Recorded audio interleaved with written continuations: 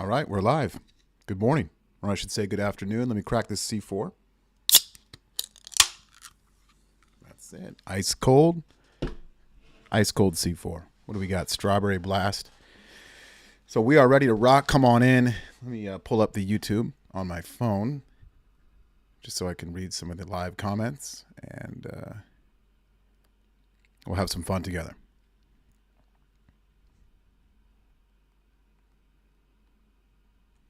Okay. Almost there. Live. There we go. Perfect. Put my phone right here so I can see the comments. Okay, if you guys are new to the podcast here over the past few months, what I do is I screen share videos and we just talk about them. We break them down. You know, I go on rants. I speak my opinion. We go over technique.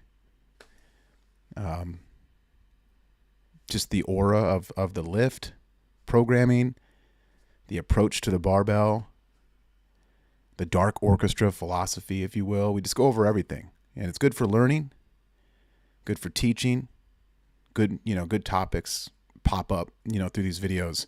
And so it's fun. One of the hardest things with podcasting is constantly having a topic. I love just lighting it up and just going, hitting a podcast solo and getting after it. But those can be tough. You're like, all right, what am I going to kind of talk about? And the cool thing with the screen sharing is you watch a video and 100 topics just pop up as you go. And it could be any weightlifting video, just some random video on YouTube. You don't know the person or anything, or like, wow, look at this, look at that. Look at the weights, the way the bar's loaded. Look at, the knee wraps versus sleeves, or any technical, thing you see you can talk about. So it makes it fun. So it's kind of not up to me on what we're going to talk about. It's more about what the video is showcasing. So, but cheers. Let me drink my first sip here. Bam. Happy Tuesday. And let's get into it. All right, we have the screen share pulled up. This is Donnie Shankle, 200 kilos in the Shankle complex. Now, what the Shankle complex is, you stand up first. A lot of people mess that up. They do the deadlift or they do the shrug from the deadlift. That's not the case. You want to stand all the way up. You want to do 3 high hang shrugs. Then you do a high hang clean. Okay, so that'd be the 4th hang is going into a hang clean, all above the knee. Stand up and then double jerk. So shrug 3 times, then into a high hang clean, double jerk, comp jerk from the front rack. And yes, you're hearing this right. 200 kilos, Donnie Shankle. Now, this is at a Penlay seminar. I was not there. I don't know where I was here. Maybe back at Muscle Driver, but it was Glenn and Donnie at some CrossFit gym. I do see our poster in the back. Look behind Donnie's head there. That's the me, Donnie, and Caleb Ward poster that, gosh, when I travel and I pop into a CrossFit gym or a barbell club, I sometimes still see this poster. It's really cool. So if you have one of these, shout out to you. Thank you. I love that support. And so here we go. Let's play and let's get rocking here.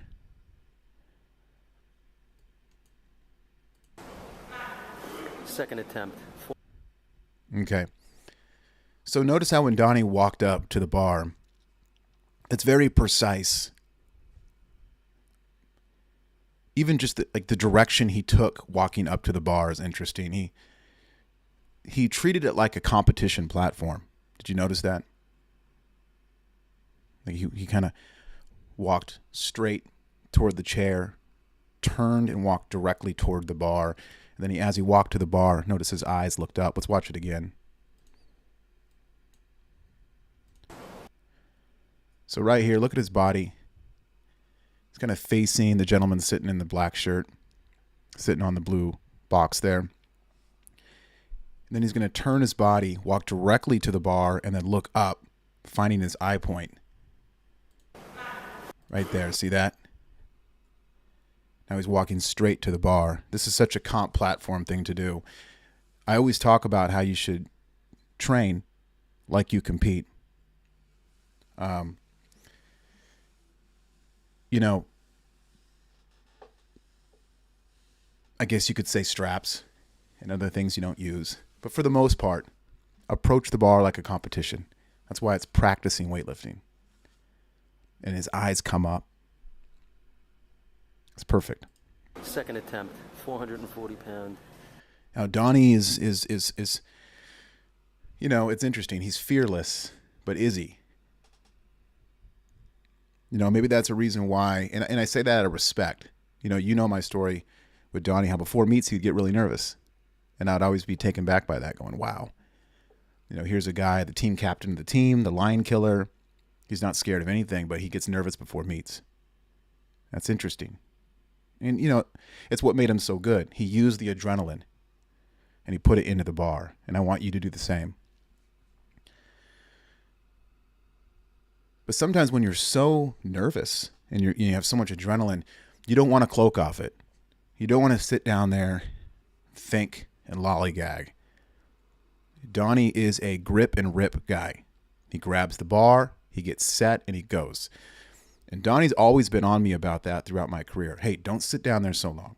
Because I'm like cloak off. I'll sit down there and just for a whole minute before I'm ready to go, and we get into the dynamic start. And I'll let the clock go all the way down to 4 seconds and then break.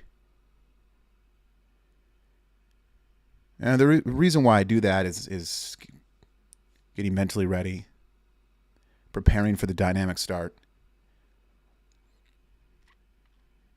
and also maybe a little insecurity. For some reason, I think if I delay it long enough, I'm just going to make it and I never have to attempt it. It'll just somehow go over my head without any effort. But that's not reality. I then realized to a certain point, I have to lift this weight. If I want to be champion and I want to lift big weights and win gold medals, I got to put the work in. I got to showcase all the hard work I've been putting into training and showcase it here on the platform. So let's go. But Donnie is a grip it, get set, drop the hips and go. Shankle complex. As you see here. So he stands up first, notice shirt off, shirtless lifestyle. He's got the rugged wraps.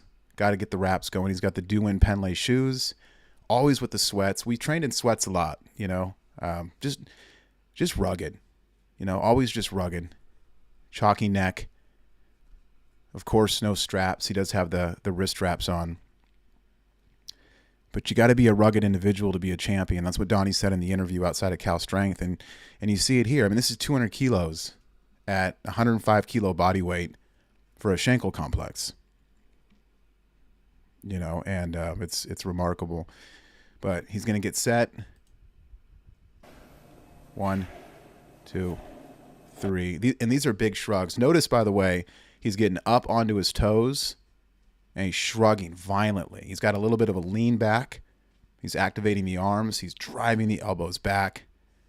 These are beautiful. So it's not a lazy shrug. Not saying that Leave on the Zoom yesterday was being lazy, but I said, hey, more shrug.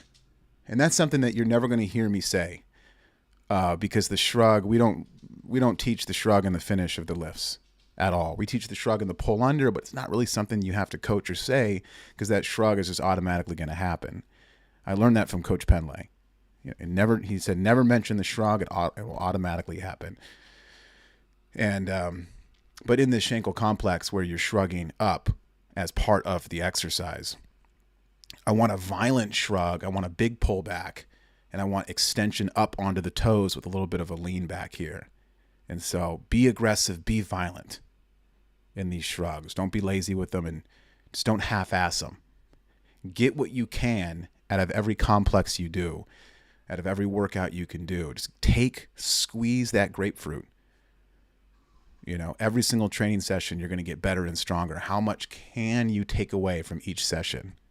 Andrew, good afternoon, baby. Good to see you on the chat. Round 2 from the Bible study. He's going to go now into the high hang clean. Notice how it's above the knee. Arms are broken. Chest is up. Back is arched. He's got flex in the arms. He's back on his heels. Now, the reason why this entire podcast started is because when Andrew, speaking of Andrew on the chat here, was pulling the bar too high in his hang cleans. And I said, hey, don't pull the bar up. Pull the bar back. So I went to, because he was doing the Shankle complex on the team program yesterday, I went to this video, did some screenshots, and then it hit me. I was actually on Zoom this morning with Bud Pierce, and I go, holy smokes, I need to do a video screen share with Donnie Shankle's 200 complex. Perfect. And now here we are. So it's full circle, Andrew, that you're on here. So here's the hang. Let me try to pause it here. So he's already pulling under at this point. Let me try to get a better pause. So see how the bar is bending here? I'm a little late on the pause because the hips are already coming through, but notice this bar, it's completely oscillating. It's bent completely. He's pulling back as the hips start to come through, his weight's getting onto his toes. And that bar it's technically actually in his hips. It's hard to see with the sweats. Donnie is a hip cleaner. He does not make contact. His power point is not high thigh like most of us. His power point is into the hips. And so good coaching right here on pulling this bar back, not up. Now let me see if I can get a pause at the very top of the finish. Look at this right here. This is pretty darn close. The reason why it's not there is, chat board, why is this not the top of the finish? What is the bar doing still? Yes, the bar's still oscillating back. It's still oscillating around Donnie. See how it's bending? It's crazy. Pretty close though. Look, he's getting up on his toes. The hips are coming through. He's leaning back. Notice he's continuing to pull the bar back as hard as he can. There's no upward pull here whatsoever. There's no vertical pull. I mean, last time we did this screen share podcast, I kind of felt bad, but we just ripped this one coach to pieces in a loving way, to be honest. I mean, I feel like I was nice. I was just being honest. But we broke him down with his horrific teaching of how to snatch and clean, taking the bar and pulling it basically to your chin before going under, which it's a scam. It's a fugazi. It's a fuguzi. It's not how weightlifting is done in real life. But as long as you collect paychecks and you do big seminars with PVC pipes, nobody asks any questions. But this is real life weightlifting, is what I call by street weightlifting. And weightlifting has been turned upside down onto its head lately because of the slow-mo videos that have finally come out where people realize they've been scammed. So notice that throughout the entire finish here, toward the very top here in this extension, the bar is still in contact with Donnie's body. I can't stress this enough. This is never talked about. It's never coached. And why is that? Don't ask me. I've been yelling this on a hill since 2009. Let me go ahead and see if I can get a good pause at the very top where then the bar recoils off of Donnie, which yes, we're going to look for the recoil of the bar, but the bar, even on the recoil, is still touching Donnie's hips. This is how hard Donnie is pulling the bar back, keeping the bar peaked low into his hips at the very top of the finish. There's no upward pull. So let me see if I can get a good pause here. There it is. Perfect. Wow, what a good pause there. Hey, William's back. Attitude Nation Salute. Thanks, brother. Cool. We got 7 viewers. Let's go. This is fun. Dr. Paul just texted me. Are we going live on Weightlifting Talk? Get on the chat, Doc. Let's go live tomorrow. Got to get you on here. But look at this pause right here. Perfect pause. Perfect finish. Look, up onto the tippy toes. This is a textbook finish. Again, this is not from the floor, but if I show you a finish from the floor, it's going to look just like this. There's no difference. The bar is no longer bending. Notice it's recoiled. It's pretty much now straight. It's peaked. It's weightless. It's still below his belly button. It's still right in front of his hips. It hasn't even gone past his belt line. Do you see a shrug? You don't see a shrug. Isn't it interesting how Shankle was doing the Shankle shrugs, but now in the actual finish itself, there is no shrug? Perfect. That's a perfect example of the difference between practicing an exercise and then doing the actual lift. Donnie knows the difference. Okay, Shankle shrug, shrug, shrug, right? You're purposely shrugging to work your traps to get strong, time under tension. But now When you have a high hang clean, well, you revert to street weightlifting. I'm going to do this like how we do on comp stage. Now there's no shrug. Donnie is going to activate the shrug as he pulls under. Notice the elbows are driving back, right? They're flexed. He's pulling back on the bar. So the bar is peaked low, it's peaked close, and it's also peaked. That's the key word there. It's weightless. Ilia's 246. It's weightless. He now has time to pull under a weightless bar. This bar might as well be attached to the pull-up rig behind him. There is no difference. It's peaked. The question is not how high you can pull the bar. The question is not how much weight can I throw over my head. The only question in weightlifting is how long can I peak this bar? That's really the sport. How long can I peak the bar so I can pull under to make it? That's the only thing I'm thinking about. When I'm walking up to 163 kilo snatch in competition, hold on, I need to see for you. When I walk up to 163 kilo snatch in competition, the last thing in the world I'm thinking about is, oh, I'm going to pull this bar really high. Or I'm going to throw this over my head. Or I'm going to triple extend this bar to my tits. Right up to my tits, right up to my chin. Big scarecrow. No, it's 163 kilos, guys. What the fuck are you talking about? I'm thinking, how can I bend and recoil this bar as hard as possible to peak it for as long as possible in order to me to pull through this bar to get into an eagle lock and make it? But they're not going to teach you this in weightlifting. Shh, they're going to collect your money and they're going to put a PVC pipe in your hand. So let's continue. Ready? Boom. I'll try to get a better pause. Let's see if I can get a pause under now. Good. Oh, I thought he was shrugging still. Hold on. I got to count these. 1, 2, 3, and...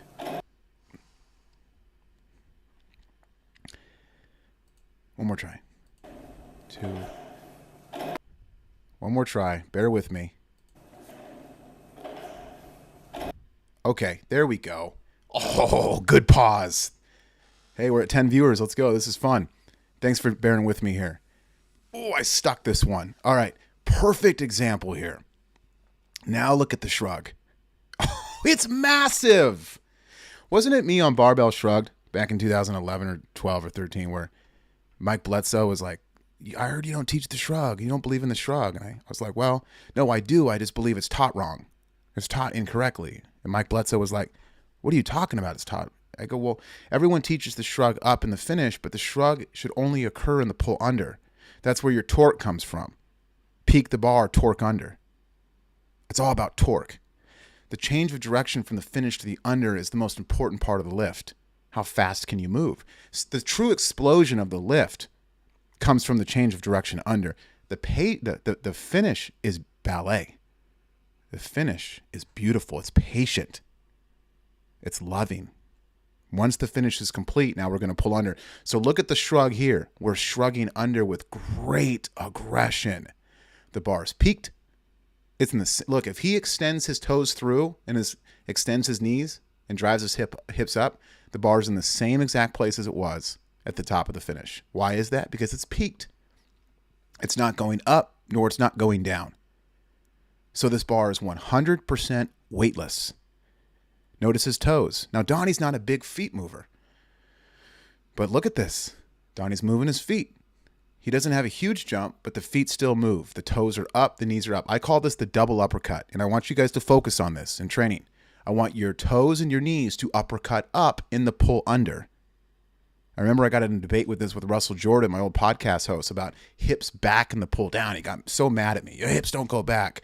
Well, the hips do go back, right? And if you don't really see it or feel your hips going back, that's a problem. I want you to focus on pushing your hips back in the pull under, right? Because Donnie's hips were up and high. Now they're driving back. And I want you to think also of the knees and the toes uppercutting up in the pull under as well. See, the bike chain effect in weightlifting, that bike chain effect is going to create torque. I'm thinking torso through, hips back, knees and toes up as hard as I can. And that's going to create that torque underneath the bar. We got Hayden on here. He said, happy to catch you live. Love everything you do, brother. Hey, thank you so much, brother. So torque, torque, torque under. We're shrugging up. The bar is peaked. Knees are up. Toes are up. And let's keep it going here. Boom. And look at that depth. That's the classic Donnie Shankle depth. Best hip mobility in the game. Okay. Elbows are up. He's on his heels. Good depth. Really nice job. If you're just tuning into the podcast, I urge you to go back later and listen to my first 5-10 minutes, because we really talk about important aspects of not pulling the bar up, but pulling the bar back as hard as possible. Come on, Donny. There, look at that jerk. Textbook jerk, by the way. The back knee is bent. The front knee and the front shin are vertical with one another. Actually, the knee is a little further back, which is even more ideal. You never want your front knee to go over your shin. You want your knee and your shin to be vertical, or your knee to be back and even an inch right here. Notice the back knee is bent. The back heel is up. He's got a long split. He's not tight roping. There's some width in the split as well. The bar is strong. He lifts like Wes Kitts. He doesn't have a huge ego lock in the snatch or jerk. Everything's a little more vertical in the lock of the jerk and the snatch, a little more over the ears and not behind the ears like some, like myself. Well, I shouldn't talk too much about my jerk. My jerk's ugly. But as far as the snatch, but this is what Donnie's, this is just his technique, his style. It's very much like Wes Kitts, and it's great. But very strong jerk here. Let's see the recovery. Front foot always comes back first. Why is that? Well, this is a classic Glenn Penley seminar coaching cue. It's because if the front foot comes back first, that weight's going to fall forward for the most part. Just don't play that game. Don't roll that dice. The front foot coming back first is going to automatically push that bar back, and it's going to help you keep that bar, in Donnie's case, over his ears and strongly loaded upon his shoulders still. Now, this is the hardest part. This is the most impressive part of the whole lift. The lowering down of 200 kilos, re-racking on the shoulders, and then going into the second jerk. I mean, this is so impressive, I can't even see straight. 200 kilo re-rack. Boom. And I mean, it doesn't even phase him. Look at that. He absorbed the contact into the throat. He resets, takes a breath, and goes again. I mean, the life would have been sucked out of me on this re-rack. You got to be a certain individual to be able to re-rack 200K at 105 body weight. And then also, after doing 3 shrugs, a hang clean, a jerk, to have the effort and the strength to then jerk it again. This is why Donnie is one of the greatest to ever do it. You could talk Wes Kitts. You could talk Ferris, Shane Hammond. You could talk all the cats. Donnie is definitely top 5 to ever live in the United States. Oh. I can make a case the second jerk was even better. Why was it better? Because he had to rely on technique in order to make the lift. Notice it was a longer split. The hips got lower, the knees bent more. Notice he even got a little more in front of the bar in his lockout, which Donnie's not known for that, but he did. He stretched it through. He's like, I got to rely on the technique. And a lot of times when we rely on the technique, we're able to make that lift even better, or make it in the first place. You know, Glenn used to say the hardest athletes to coach are good athletes, because they're all over the place. They're too fast, they're too explosive, and they rely too much on their athleticism, rather than an athlete that's not that athletic, but it's got really good technique and is able to lean on that technique with heavy weights. Obviously, you want to be both. Oh my gosh, who is this? He said, that's it. I'm doing the Shankle complex. Yeah, go ahead and do it. You know, listen, do your program that your coach gave you today, okay? But then also have some fun. Do the Shankle complex after the session, maybe a few hours later, get back in the gym. More is always better, okay? More is always better.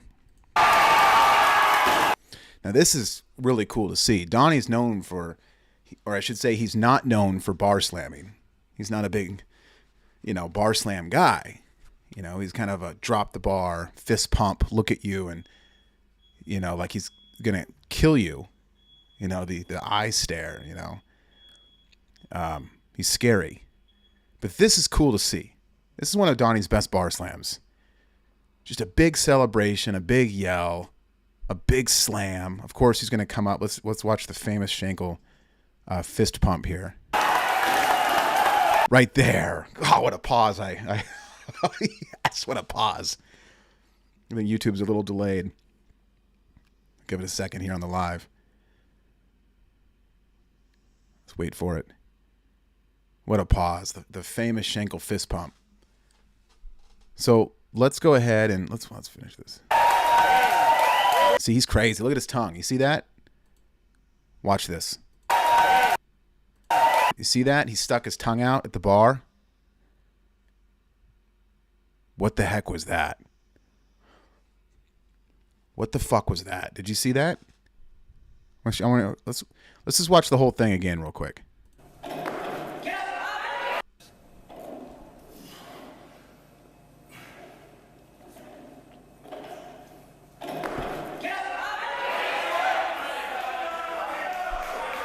Donny!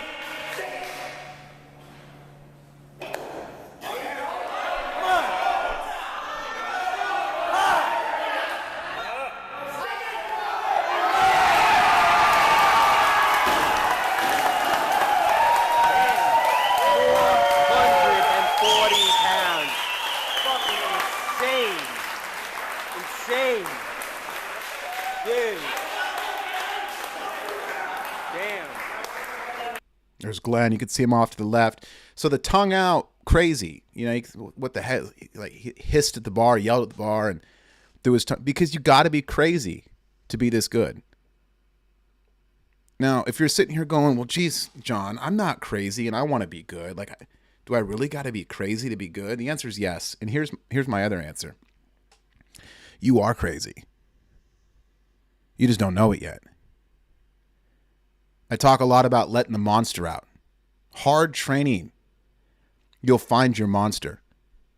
You'll tap into deep cores of yourself you didn't know existed. You'll meet those skeletons of the dark. But it's only the hard training, past the comfort zone, past Area 51, where you're truly going to find your monster. And once that monster comes out to play, well, you're looking at one right now. You get a little crazy. It's when you become crazy is when you start lifting weights that are just, crazy. I mean, Donnie is, you got to be mentally gone a little bit. I mean, look at my career. I'm crazy. Now, when I'm out with my kids and I'm dad and we're out at dinner and normal life, I don't think I'm crazy at all. Just normal guy. But when I start lifting, as you guys know, something comes out of me and I can't control it. It gets scary. I turn into somebody different and I allow that craziness to take over to lift big weight, and Donnie's doing the same, and you can too. You should. I talked about it last podcast. Stop letting people put you in a box. Stop letting people control you, tame you. It's so funny. I mean, even in the running world right now, the only feedback I ever get from anybody, yes, thank you for some of your comments. They're nice. I love them. But 90% of every comment I get is slow down. You're doing too many miles a week. Don't go so far. Stay in the zone too. Slow down. Easy pace.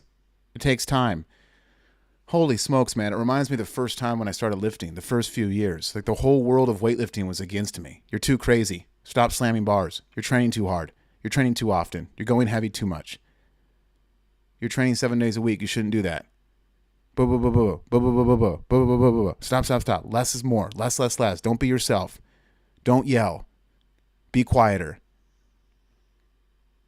It's like my whole life was like that. And then I finally found Donnie. And you know what Donnie said? He says, you be who the fuck you want to be. Let's train.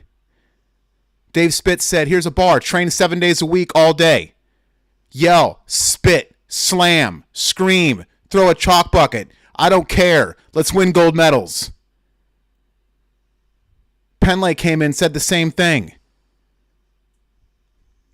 Let the monster out, John. Be you. I said, whoa, really? I could really just now train all day and take my shirt off and go crazy and just max out all day, 7 days a week. I can just finally do that? Yes. Yes, you can, John. Thumbs up. Approval. Go. Support. See, I had support. I had support in my corner. I had a crew around me that said, go. Do it. Let the monster out. And therefore, I freaking slaughtered everybody in front of me. I broke records. I made teams. I won gold medals. I was unbeatable. It was a fucking bloodshed. But I was wrong. You know, everyone was pushing me back to tell me to stop. I'm so glad that I finally found Donnie at that local meet. All I needed as a young kid with the chip on my shoulder was the thumbs up to say, go do it. That's all I needed. And that's all you need. That's all so many people need. It's like running right now.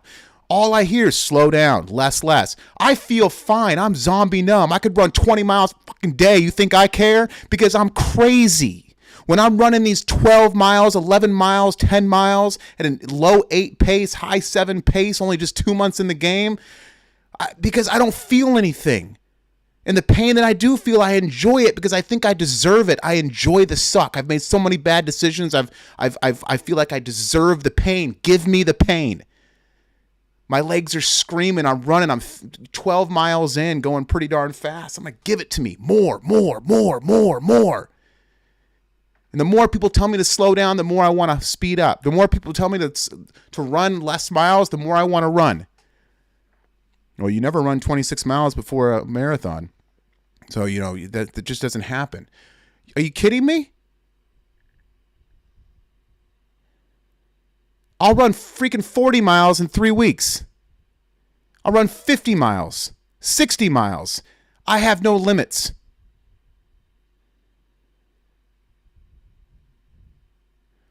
This is so interesting how weightlifting and the running is the same feeling I had when I looked at that Jeff Whitmer poster. I said, oh, I want to be national champion. I'm going to go crazy.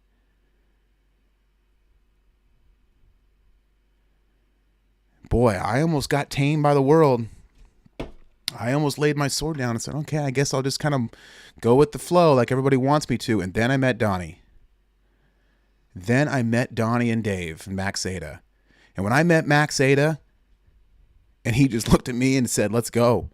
And we squatted 1,000,000 times a day.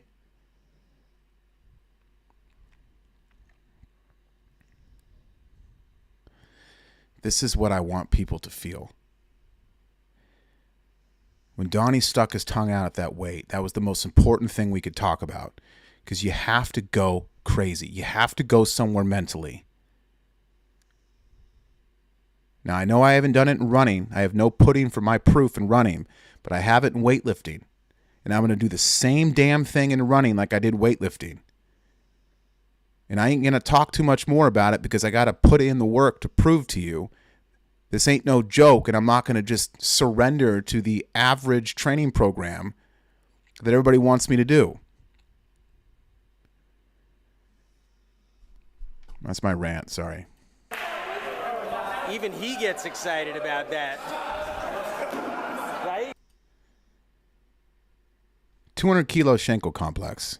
Just let that sink in for a second. So, again, go back to the beginning if you're just tuning in. We talked a lot about technique with bar oscillation, bar recoil, pulling back, not peaking the bar high, and getting after it. So what do you guys want to do? You want to search some weightlifting videos?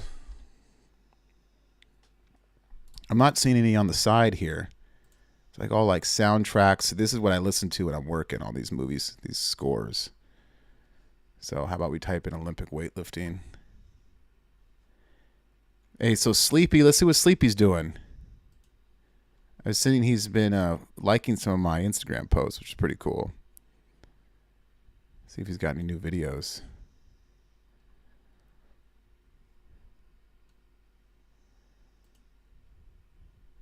Remember we paused Part it. 4. Oh, yeah, right here. To be honest, they weren't just based on performance, but also on plate aesthetics. 140 is 2 reds and 1 green. We talked about this.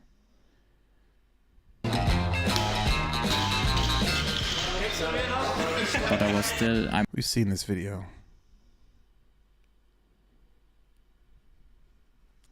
You could say I should be more prepared, but sometimes it's kind of fun to just freestyle it here with you guys and roll around YouTube. But the main podcast is pretty much complete. Wanted to break down Donnie's 200 kilo Shankle complex. And listen, like I said, if you haven't done the Shankle complex, do it. DM it to me on my Instagram at Attitude Nation. And, you know, let me see what it is. Let's see what it looks like.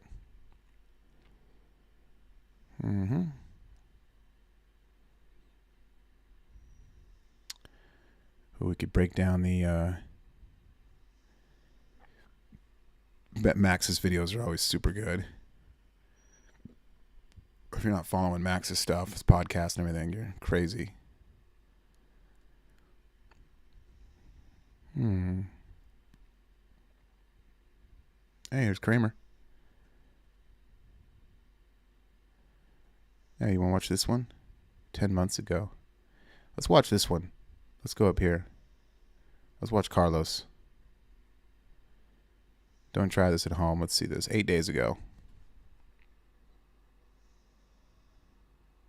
Hey, nice job, you know what's Christopher. in your cheap protein powder? Well, here to tell us is all-natural fitness athlete Paul Sklar. All right, let's see what we've got. Freaking supplements. So stupid. Carlos. Supplements are so stupid.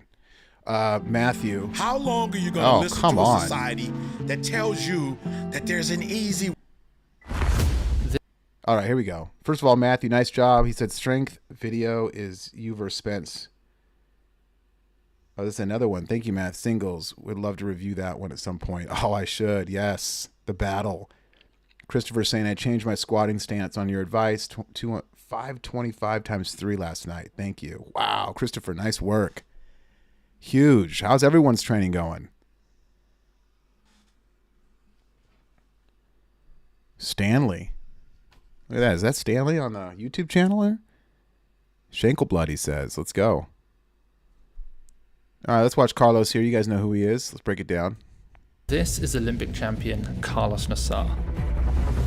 There it is. Oh, can he get up with it? Yes, he can. The #1 weightlifter in the world.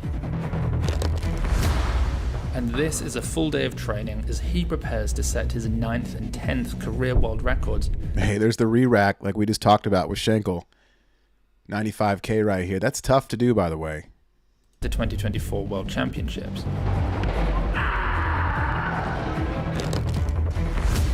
Just sticks the jerk. We are witnessing just some of the most unbelievable, unprecedented weightlifting. Every exercise, every repetition, every decision that he makes in real time to navigate through. And so you're not the only one when you're doing block work where you miss the lift and the blocks go crazy and the weights roll off. You know, when you watch the #1 guy in the world do the same thing, then you feel a little better. You know, we talk about it a lot, right, guys? Be a rugged individual, a rugged weightlifter. That's what this is. It's not perfect. It's a grind, even with Carlos. This is why you got to be a fighter. You can't be soft. This is a tough sport. It's the toughest sport in the world. and survive the most brutal weightlifting training.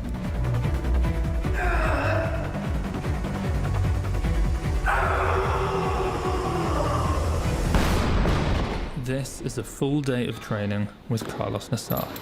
Yeah.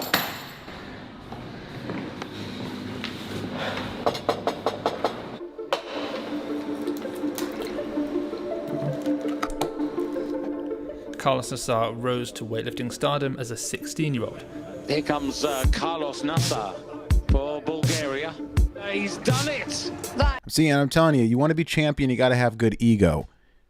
I mean, this guy's ripping his shirt off. He's flexing. He's strutting around. He's eating strong. You know, back squat, bar slam, throwing it off his back. Never have a spotter, you know.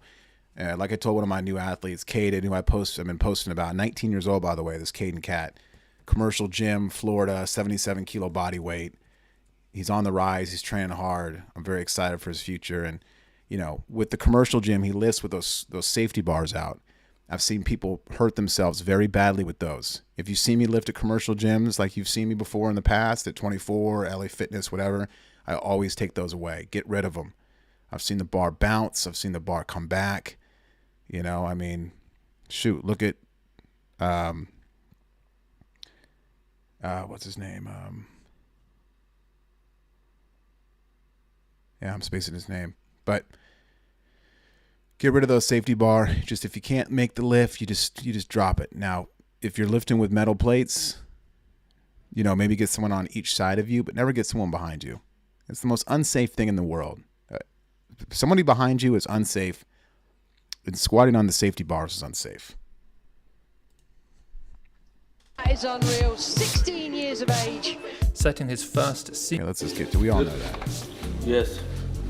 This training session is from 2024 in the build-up to the World Championships, where Carlos was planning to make... Okay, so something that we used to do in Cal Strength and Muscle Driver that's not talked about ever, which is fascinating because most physical therapy is a scam, is the fact that we used to get massaged all the time. Now, not physical therapy, but just deep tissue rub down massage. Like 30 to 40 minutes laying down with peaceful music, just getting work done. Back massaged, rubbed, hamstrings, shoulders, just rubbed. Just a deep tissue rub, really getting in there. That's it. Massage envy type. It's just fascinating to me how much money people spend and how much time they spend on physical therapy or physical massage, whatever the fancies, the sports massage therapy crap. Now, if you're one of those people and you do that for a living, I don't mean to offend you. Maybe you're one of the 10% that's really good. So I tip my hat to you. But most of the industry is bullcrap. I've gotten worked on by everybody. You know, I say my lower back hurts, they're massaging my elbow. I say my left hamstring hurts, they're giving me an ear massage because somehow there's bones in my ear that connect to my left hamstring. Now, obviously, I'm being exaggerating here in an extreme, but you get my point. You see a lot of lifters in these documentaries. You've seen the one with Cloak Off Ilya, many lifters getting deep massages where the coach's hands are just, you know, the Chinese do it, rubbing their entire body before training. You don't see a lot of Americans getting that because we've been brainwashed into the fact that we got to be told all these fancy words by these sports therapists. And you're not even getting rubbed down.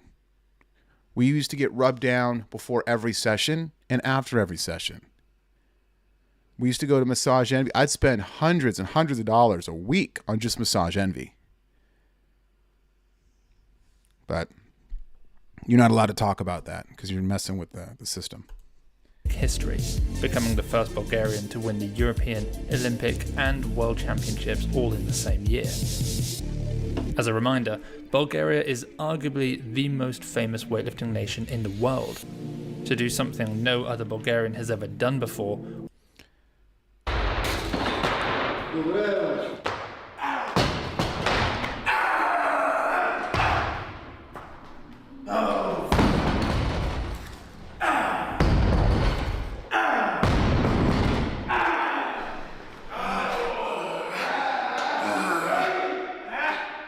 Okay, so you're seeing something I preach a lot too, is he did the classic lifts. Obviously, he's Bulgarian.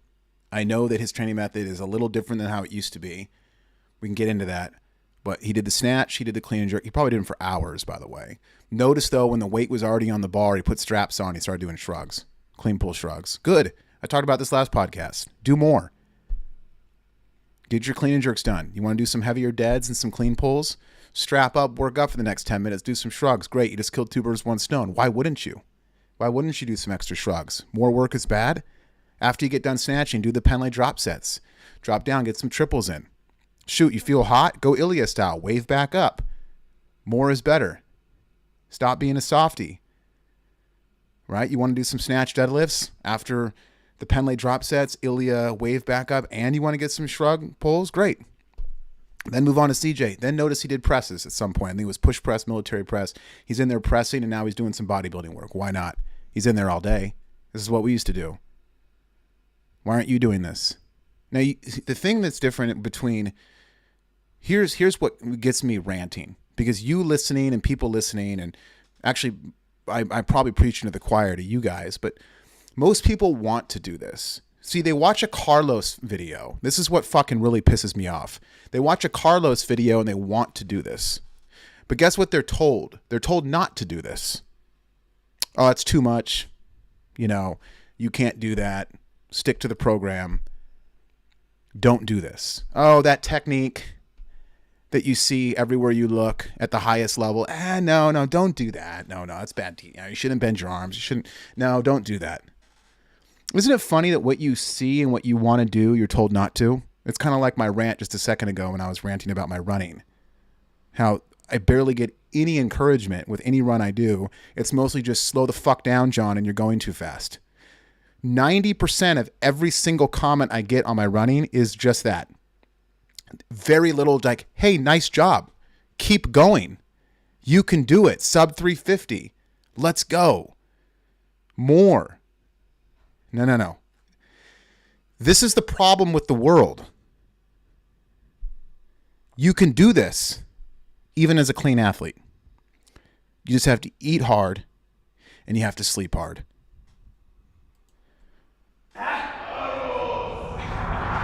How does your body feel today? Като цяло не е нещо брутално да ми е разбито. Даже напротив, сега днес също си ми е доста силна тренировка. It's something normal for me. It's not any special. I feel okay today for another hard workout. Смятам утре да съм още по-зле. See, Zombie Numb, we talk about this. Bud Pierce. You guys have heard the Bud Pierce podcast, where there's phases of training when you're really consistent. By the way, shout out to Seb. Love you, brother. Call me. Let's get together. Let's do something. Podcast. Let's do something. But love you. Love you to death, man. Keep it up. But there's zombie phases. When you get really, really consistent, and you guys know this, even not as a pro weightlifter if you're listening, but you're like, wow, like I'm 2 months of like training, 5 to 6 days a week, and like my schedule is lining up great, and I'm really getting in the gym a lot. If there's a point where like you just become zombie numb. You don't feel anything. You're training, you're rolling, you're consistent. The more you train, the better you get, the better you feel, even with harder training sessions. It's like bodybuilding. When you start hitting that muscle group, once or twice a week for the next few months, you stop getting sore because your body just adapts to it. And so what Carlos is saying here is like, nothing special. I just feel normal. I feel fine. I don't even really feel. This is just what I do every single day. Your body adapts to the training. And the only way to get here, like Carlos, is to train more and consistently. That's it. It's that simple. But the world, again, is going to tell you to train less. Therefore, you're not going to get zombie phase 4. Tomorrow I have to be, again, more. Yeah. First of all, you guys saw me scrolling. It's not like I planned these videos. I haven't even seen this documentary. I'm like, oh, let's watch the Carlos one. Okay, the Shankle 200 was planned, yes. But look at this. Tomorrow more. Tomorrow more. Tomorrow more. It's always more. Eat. Massage. Sleep. Live that life. But you're told something different. Today is ready for another workout. Does he feel more, after training session like that, is he just more hungry or more sleepy? Because after that, we played table tennis for 2 hours with him. Не, напротив. No. I feel energized.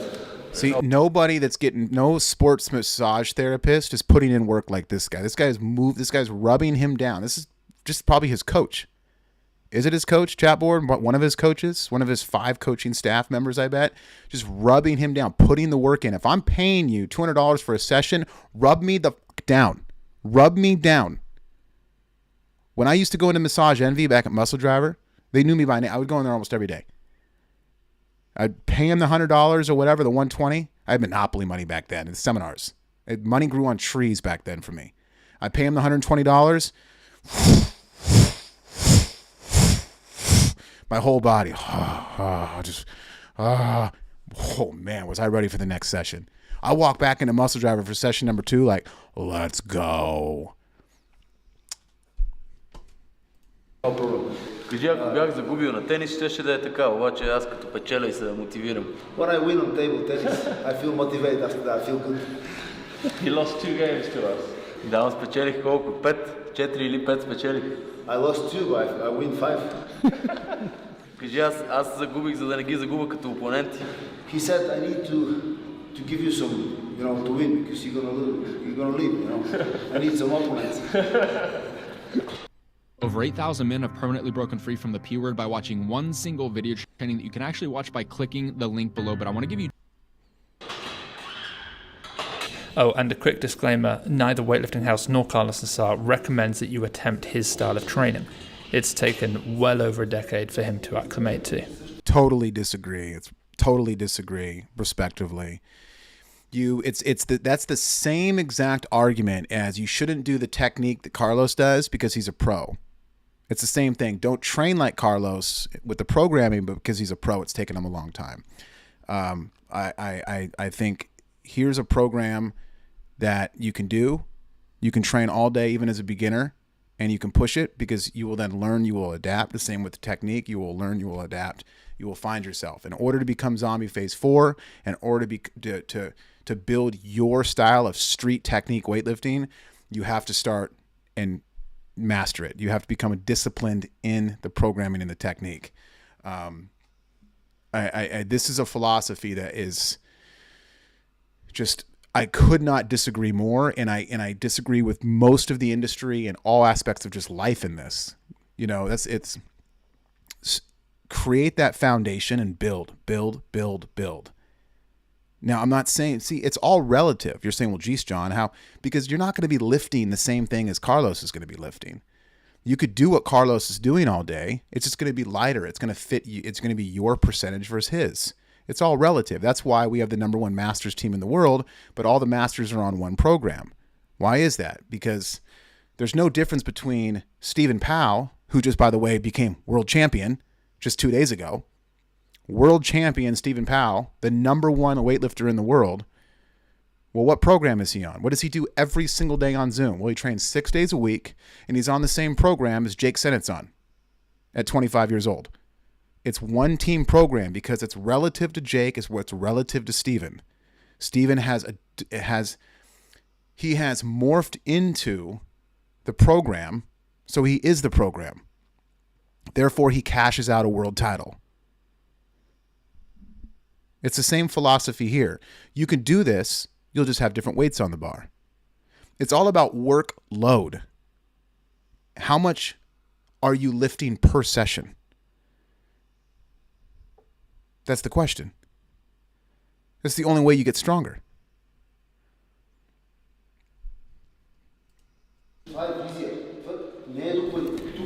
His first practice of the day almost always starts off with squats, generally front squats, building up to either a heavy single, triple, or even a set of 5. Okay, that's the max 8 of philosophy. That's what we did with Spitz, David Evans. We squatted, of course we squatted like 10 plus times a day. I know I'm not supposed to say that because that's not what people want me to say, but it's the truth. You walk in, you squat. And what does he do? You push a heavy. You're not doing percentage work. You just max out. Right.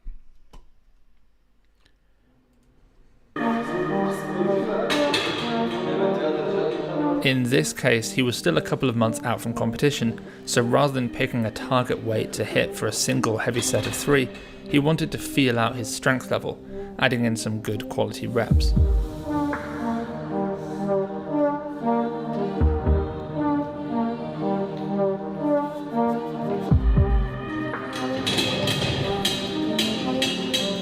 As a result, he hit 3 triples between 220 kilos and 230 kilos. Why front squats and not back squats? Well, essentially because they are less fatiguing to the body due to the lower weight used and also the more vertical torso. It's a great way to build the legs first thing without wrecking. See, that's the Bulgarian method, as Seb is touching on. Okay, first of all, the Bulgarian method is front squats. I do think that his programming has changed a little bit from the more old school root of the Bulgarian method, but Bulgarians never back squatted. You never see a Bulgarian back squat in your life. I'm sure you can probably find a few videos and send it to me, but you know what I mean. The Bulgarian method is snatch, clean and jerk, front squat. And Tuesdays and Thursdays, as Ivan would have us do and them do, is powers. It's the same thing. But the front squat, it's just kind of like how we do a lot of max effort with the muscle snatches or the no hook, no feets or the, snatch from the hip, and all of these different exercises that is a max effort is because there's a safeguard built into the exercise. There's only so much you can do on a no contact muscle snatch. There's no reason why you can't go in every day and be like, all right, let's see how much I can no contact muscle snatch. You can do a little more with contact, but you get my drift. Is the front squat you could push to max because it's not as much load as the back squat. Now, that doesn't mean anything too. You could still back squat and push every single day.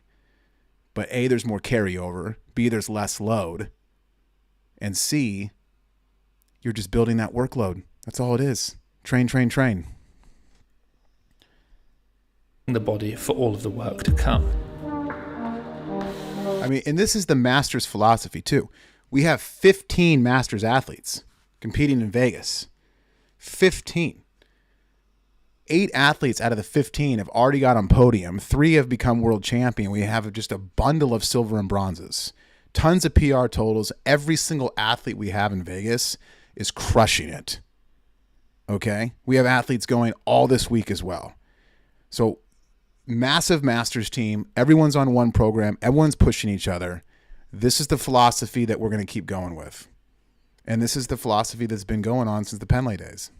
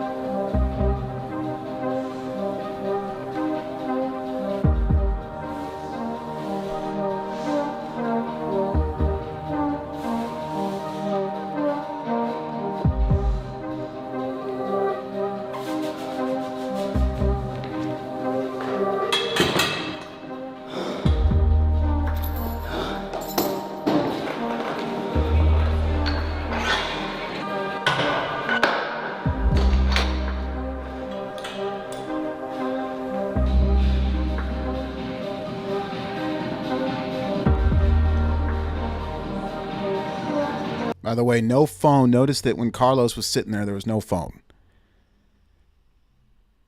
His teammate had a phone. Carlos was just sitting there looking at the ground. You know, I want more weightlifters doing this. Now, I know, you know, being my athletes are online, I want you filming your top sets. So there is a world of grabbing your phone, filming your top sets for coach and texting it to me and posting on the page and all that, you know. And I know you want to post your list too, and there's nothing wrong with that. YouTube videos back then, like, motivated us to lift bigger weight. So those help, but you got to do a better job, you know, and I got to be careful with this too, of just being on the phone and training. Put it the F down. Focus on how you feel, how the lifts, just the aura, tap into the monster within you. Like we talked about in the beginning of the podcast with the Shankle complex, and, you know, feel those skeletons playing the violin. You know, it's going to help you. It's an emotional sport. Weightlifting is very emotional, extremely emotional. 1 minute you're yelling, 1 minute you're crying, 1 minute you're throwing a chair, 1 minute you're pissed, 1 minute you're happy. Yeah, great meet, bad meet, good session, bad session. You know, the decision making can get foggy. So many things happen. You know, it's The Shining. I've done videos on this where it's The Shining Hotel, where weightlifting can play tricks on your brain. You got to be careful. And if you're too into the phone at that same time and you're not tapping into your inner feelings and you're just focused on other people lifting on Instagram, that could really fuck with you big time. So get off your phone, tap into the skeletons, and, you know, be intertwined with your emotions. It's a very tough sport. Would this make you buy a Ridge ring? 2 people could win a Lamborghini Huracan Sterrato, a Hennessy Velociraptor.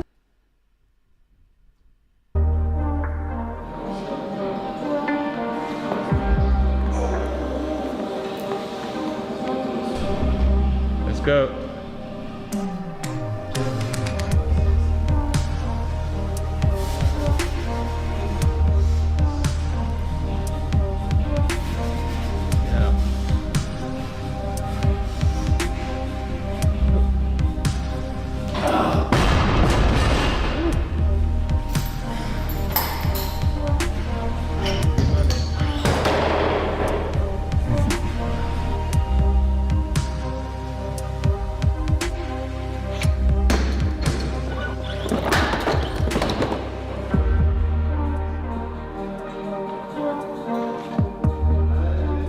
That's how you know you're a badass when you strip a bar down like that, by the way.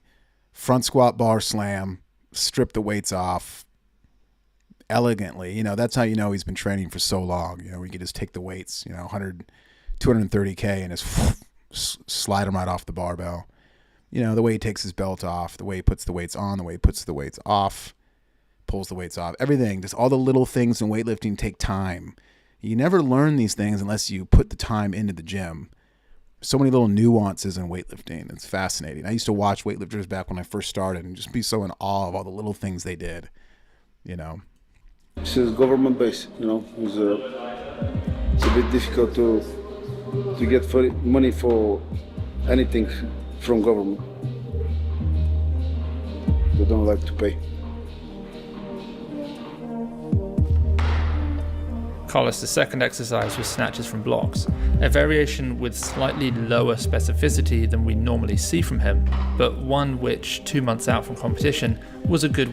So here we are, you know, in a world where all the weightlifters jump green grass and look for the secret, here we are having Carlos so far in this documentary of his actual training day in and day out. He's front squatted, now he's snatching.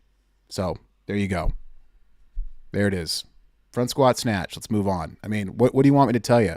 What are you looking for?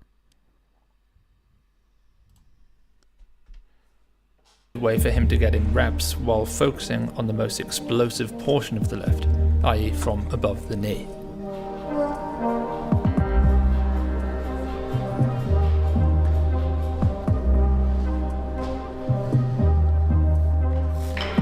By the way, notice he starts with 50K. I like that. He might have even started at 40, but most likely 50. But a guy like Carlos starting at 50 is like me starting with a woman's bar. I can't stress this enough. Take your time to get warmed up. Hit some light weights. Break a sweat. When you reach 70%, you should be sweating. You should be in the groove. You should be warmed up nicely. You know, too many weightlifters think it's cool these days to take really big jumps. I'm just going to put 70 on because I'm real strong. Watch this. Nobody cares, bro. Like, what's your resume? Where's your pudding? You know, if you're a champion and you do that, fine. That's your pudding. But, you know, a good example here is Carlos taking his time to feel the movement, feel the snatch, especially off a high hang snatch. You got to dance with it a little bit. It's a little funky going from a high block. You got to get to know that lift for the day.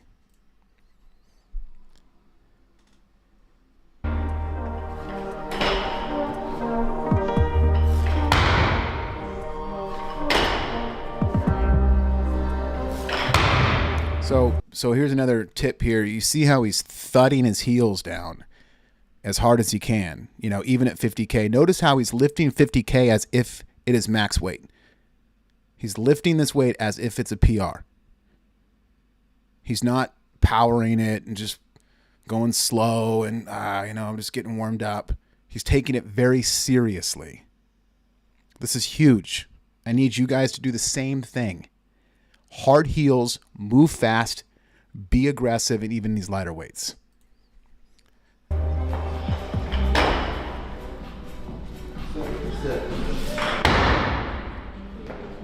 Oh, that's 70K, by the way. That's a small jump for him. 50 to 70. Notice the heels are thudding. Thud. Big jump. 120.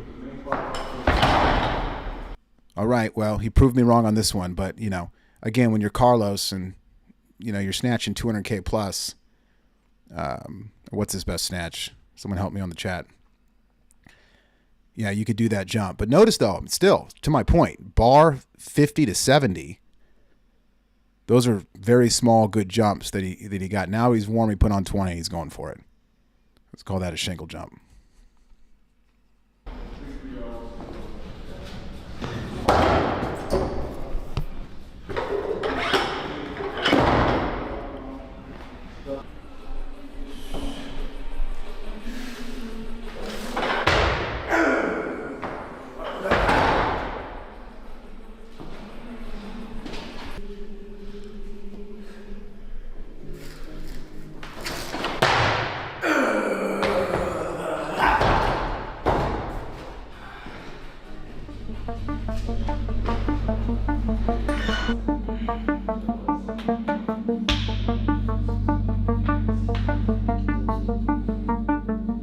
What happens here is, I think, worthy of note and further explanation.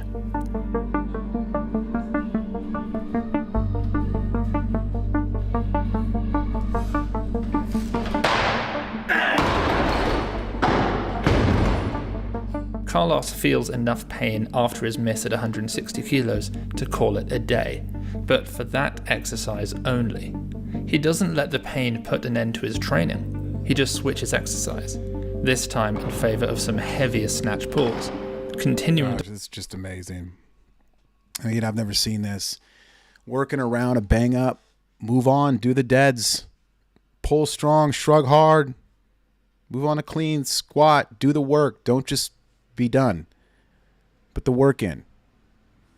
I mean, listen, if you're listening right now, you got a big goal in the sport. Whatever your goal is, whatever your Olympics is, your Mount Everest is, the only way to get there is put in as much work as you can.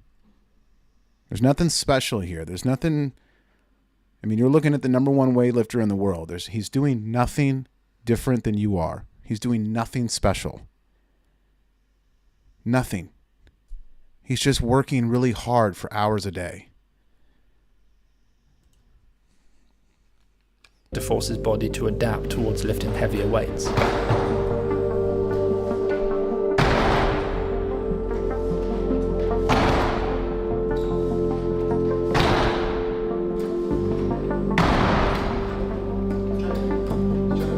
Carlos Nasar's training program isn't an exact science, and it differs from the traditional Bulgarian methodology.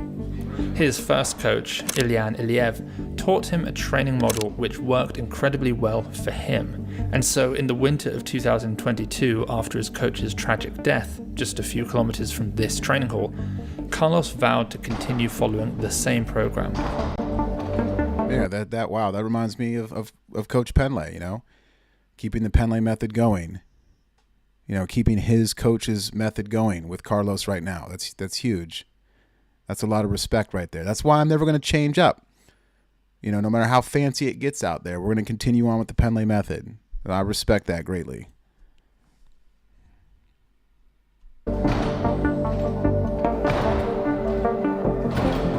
Also, if you want to learn more about Carlos Nasar's life, his childhood, the loss of his coach, and his journey to superstardom, then check out the documentary, The Real Story of Carlos Nasar. So what does an Olympic champion do when they aren't training? Well, here's an exact rundown of everything Carlos did in between his morning and evening sessions. He had a quick massage, he spent some time in the ice bath to try and reduce inflammation, he ate an extremely high protein meal. Yeah, look at that right there. Again, I love these podcasts because we can all come together and get better and learn. You know, I'm telling you.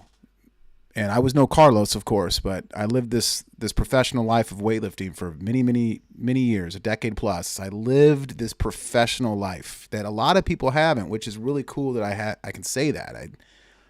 I'm very blessed and grateful that I got to live kind of like Carlos here. And so when you're hearing me talk, know it comes from that place. But, okay, I never did the ice bath, but replace that with a hot tub. We trained, we hot tubbed, and we ate 10,000 plus calories a day and smoked a carton of cigarettes.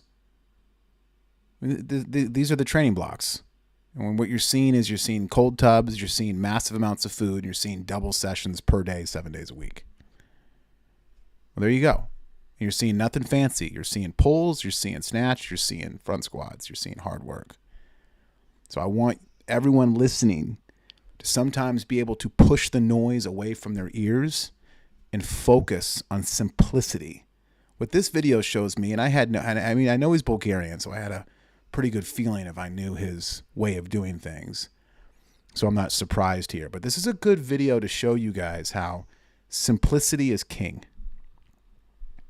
In a world that everyone wants to have the biggest dick, they want to sound the smartest, and they want to try to convince you that they have the secret answer. The only thing that I am good at as a coach is just to push you to lift as hard as you fucking can per day. If you're looking for something else, go fucking somewhere else. Okay? It's all about drive, motivation, and support. I mean, maybe I'm being hard on myself. okay at a few other things as far as coaching, but you get my point. Simplicity and push. Simplicity and push. Meal full of nutrient-dense foods. He slept for 2 hours, and he'll get at least 10 hours a day. He had a coffee. See, that's the thing. There we go. See, Cal Strength. I've talked about this. I've written books on this, articles, blogs. We used to take naps every single day. We would hot tub. We'd take a nap in the back watching School of Champions with our sleeping bags and pillows. We wake up, we smoke a cigarette, we get a coffee, and we train again. We did this all day. So here we go. I mean, this is the life of a professional weightlifter. I lived this life for a decade plus. I'm telling you on this podcast, this is how to do it. When I get a young weightlifter, all I want them to do is this. But I can't. I can't find anybody that will just surrender to this lifestyle. It's too hard. It's too hard. B, it's too scary. And C is the biggest one. This is my biggest fight ever. It goes against the world. Because the world will tell this athlete everything differently than I am. Don't eat that much food. Don't train that often. Go to college, etc. The things that I preach, that I did, and that Carlos are doing here on this podcast, everyone will tell you not to do this. Everyone. If you're a 19-year-old, 20-year-old, 25-year-old, whatever kid, even if you're a young 30-year-old and you're athletic and you're ready to go, and you want to come literally live on my living room, do you want me to help you, set you up to create a lifestyle where you maybe get like a little part-time job? I room you up in a studio for a few $100 a month. I even maybe pay for it. And you have just enough food. You basically have created a living situation where you can train, 7-8 hours a day and go crazy 6-7 days a week. See, that's the trick on becoming a champion, is creating the lifestyle around training. It's not the training. I mean, it is, but it's the lifestyle that you have to create in order to be champion. That's it. But nobody wants to do it because everyone's telling him to go to work, get a good job, go to school, make money, drive a nice car, train less. Less is more. Don't eat that much food. Look for the fanciest program you can. That's what it is. And that is what kills a weightlifter. What did I do? Oh, what does John North know? Well, I lived this life. I was a professional weightlifter for many, many years. What did I do? I trained all day. I smoked a carton of cigarettes a week. I ate 10,000 plus calories a day. I took a nap every day. I lived in the hot tub. And I just listened to coach and I train. That's all I did. That's all I did for 10 years.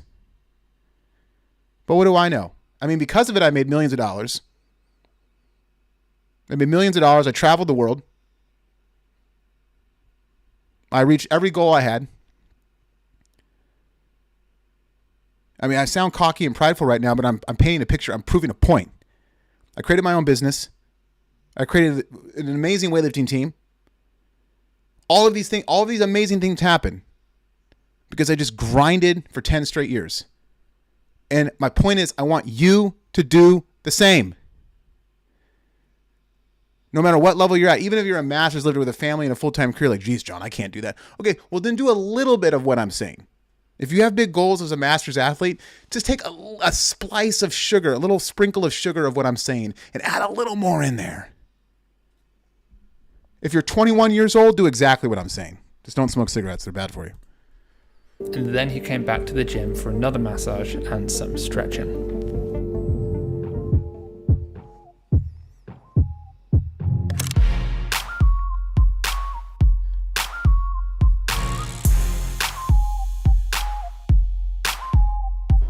Okay, here we go. Let's watch this. So let's break it down so far. We've had tons of food. We've had 2 actual massages, not the bullcrap sports massage scam, but actual rub down massages. We've had a cold tub. We've front squatted twice. We've snatched twice. And we've clean and jerked. So we've done the classic lifts. We've squatted. We've eaten, we've gotten massages, we've cold tubbed.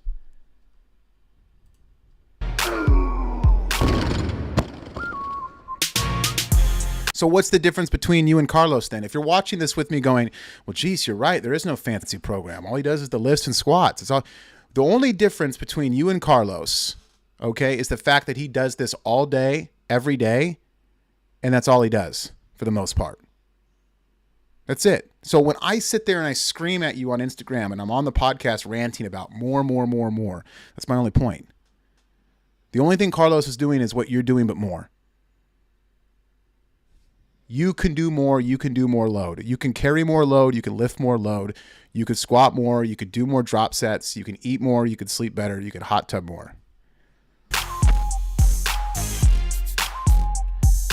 My name is Whitney Allen. I am a widow, and my husband Ryan died when he was 35 years old.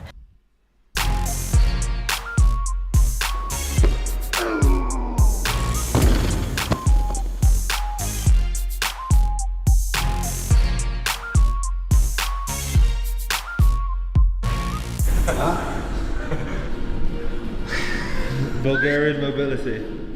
Deep. This is from my toilet. A common misconception about the best of the best is that they spend an enormous amount of time warming up and stretching. The reality is that most grab an empty barbell, move it around a bit, squats, pulls, presses, twists, rotations, that sort of thing, and then they add weight and lift. You rarely see any real stretches prior to training sessions. You never see foam rolling or theraguns. It's just barbell. Thank you. Golly gee, man. Weightlifting House. Seb, you're on fire. I told you so yelling on a mountain gets old and it sounds prideful, so I don't like to say it. But how many years have I been saying, grow a pair and get gritty and tough? Grab the bar, become zombie. And by the way, the only way to grab a bar and start really rolling and doing bar work and get warmed up to be like this is to be zombie phase 4. The only way to be numb like Carlos is to train more and more often. Consistency is king, and simplifying everything is the way to be a champion. You have to be zombie phase 4. And lift.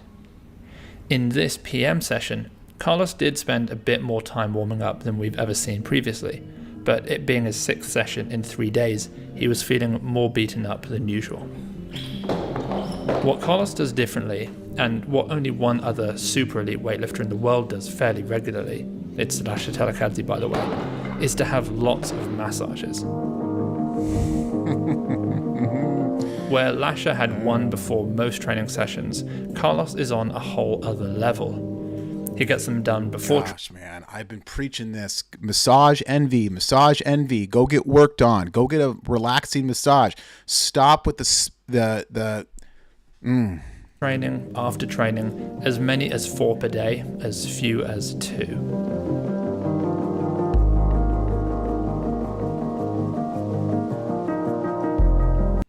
All right, I gotta go. See you here.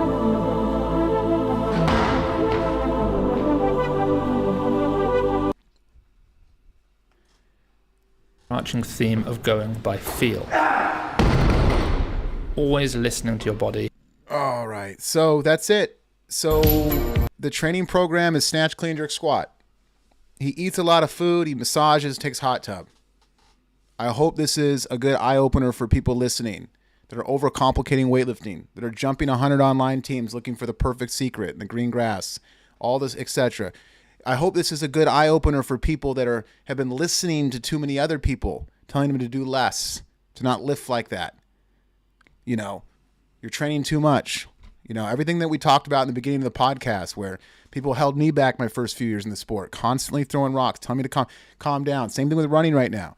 I get barely any positive feedback. It's more you're just going too hard. You're only a few months in. Slow down. I don't got time for that. And I hope you don't either. So I hope this podcast helped. If you're listening now, go back and please watch the Shankle Complex breakdown. We have some really good technique talk on there.